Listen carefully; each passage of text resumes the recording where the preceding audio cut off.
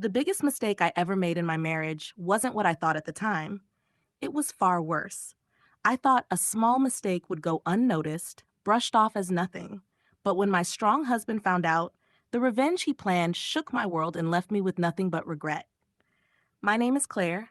I'm 32, and I've been married to Daniel for 7 years. Daniel is the kind of man every woman dreams of: loyal, hardworking, built like he could take on the world, and with a heart just as big. He gave me stability, love, and security. But as awful as it sounds, I got bored.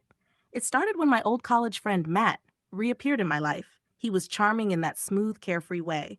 We began texting. At first, it was innocent memories, jokes, catching up.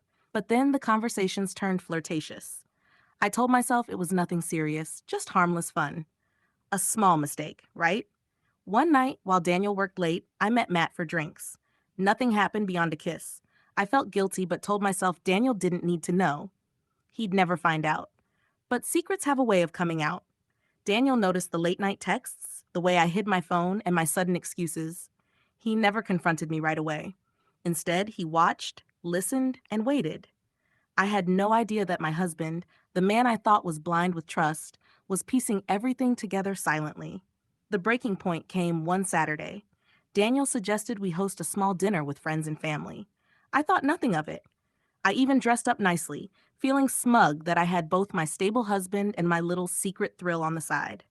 The dinner started perfectly. Laughter, food, wine. It felt like a celebration. But halfway through, Daniel stood up, his calm voice cutting through the chatter. "I want to make a toast," he said. Glasses clinked. All eyes were on him. He raised his glass, looked straight at me, and said, "To honesty, respect, and never mistaking small mistakes for love." My stomach twisted. Before I could react, Daniel set down his glass and pulled out a small box. My heart skipped. I thought it was jewelry. But when he opened it, inside was my phone. My private phone. He pressed play on a recording. Suddenly, the room filled with my laughter, my voice, flirting with Matt. "It was just one kiss. Nobody has to know," I'd said in that recording. The room went silent. I froze, my face burning. My friends looked at me with disgust. My parents were pale with shock. Daniel? He just stood tall, calm, his strength radiating in the way he didn't even raise his voice. "Claire thinks cheating a little isn't cheating at all," he said evenly.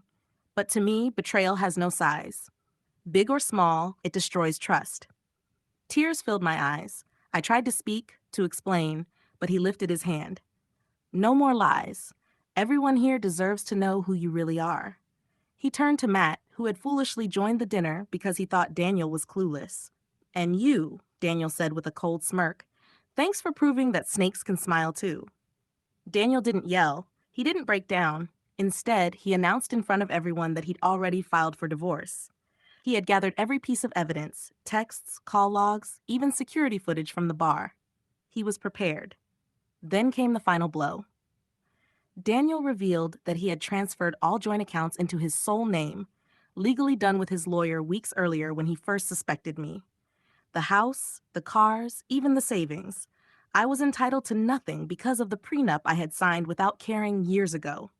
Matt, realizing how badly this had backfired, slipped out quietly, leaving me to face the humiliation alone.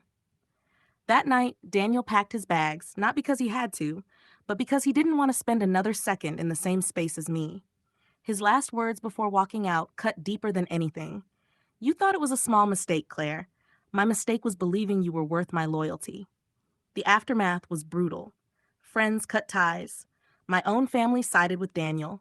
His quiet, strong revenge wasn't just about exposing me. It was about showing me what I had thrown away. Now, months later, I sit in an empty apartment, replaying that night over and over. Matt is long gone.